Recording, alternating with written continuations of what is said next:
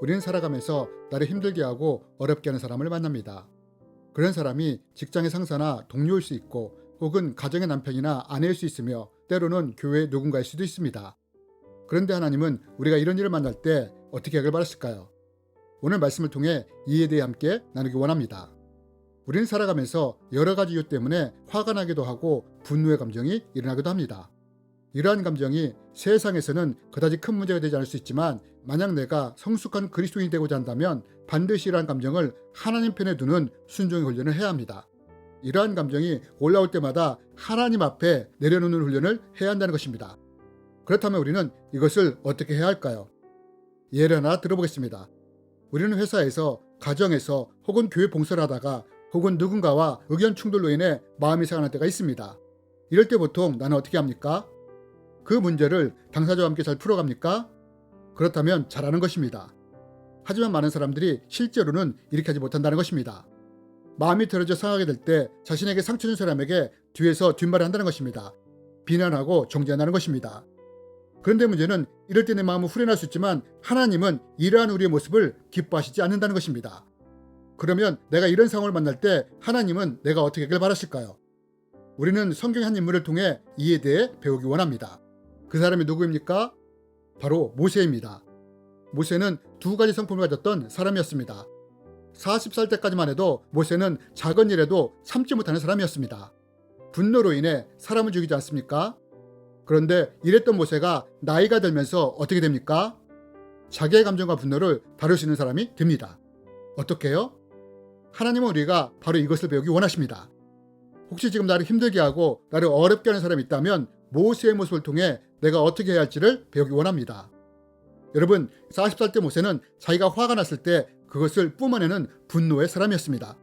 그러나 광야에서 연단되면서 일했던 모세가 달라집니다. 어떻게 해요?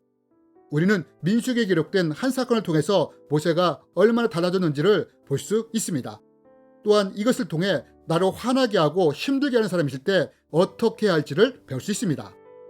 여러분, 모세가 출애굽을 한 후 광야에 있을 때 한 사건이 일어났습니다.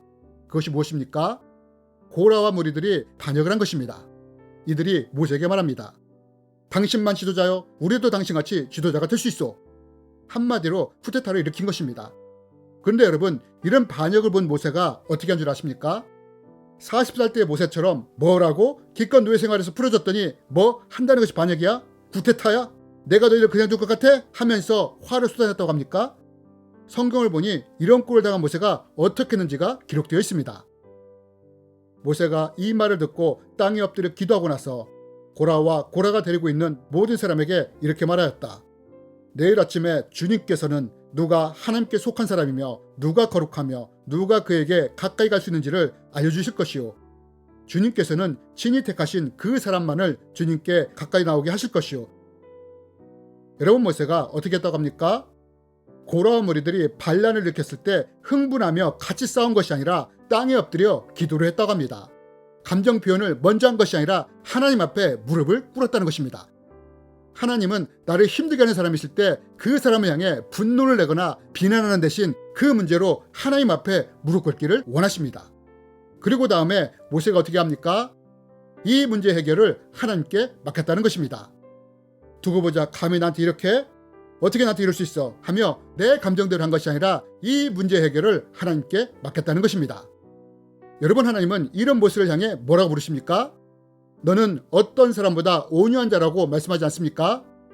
여러분, 이것이 나를 힘들게 하고 어렵게 하는 사람이 있을 때 하나님이 원하시는 감정 처리의 방법입니다.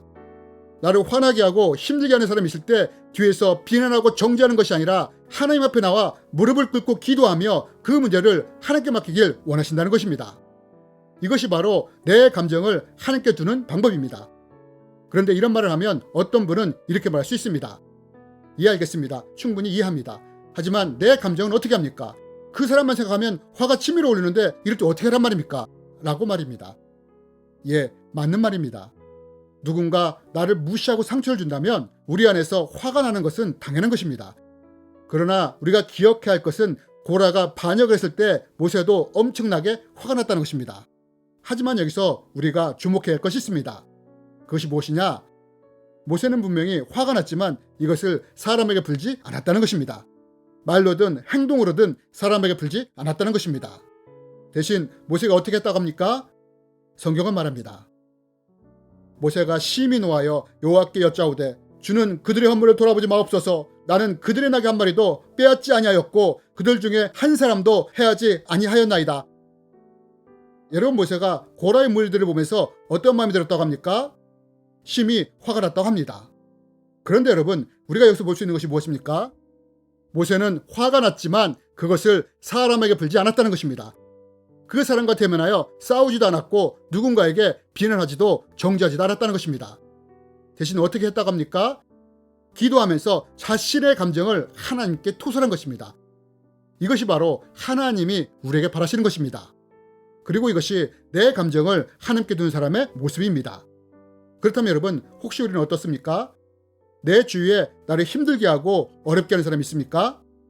하나님은 이런 사람을 향해 내가 어떻게 하기를 원하실까요? 물론 우리가 처음부터 모세처럼 한 것은 쉽지 않습니다.